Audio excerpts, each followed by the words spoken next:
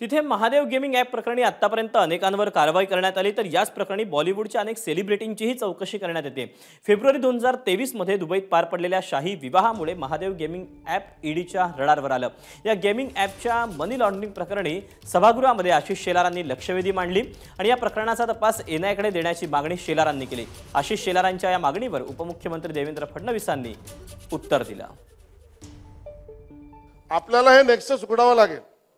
ज्या पद्धतीने इलिगल बेटिंगचा आपण नेक्सस उघडवतो त्या पद्धतीने रिअल इस्टेटच्या कन्स्ट्रक्शन मध्ये आणि त्यात आर्थिक पुरवठादारक रशेश शाह आणि एडलवाइस सारखे लोक जर त्या अंडरवर्ल्ड मुश्तकींच्या पार्टनरला पैसे प्रोजेक्ट मध्ये देणार असतील तर याची चौकशीच्या बाबतीत उत्तर दिलंय की ते विचाराधीन आहे।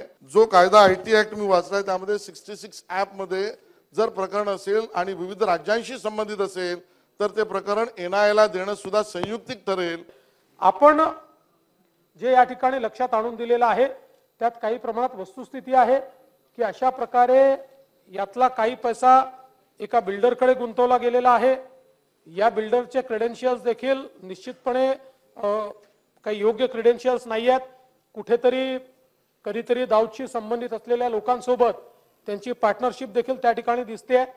या सगळ्या गोष्टीची चौकशी आपण याच्यामध्ये करतो आहोत।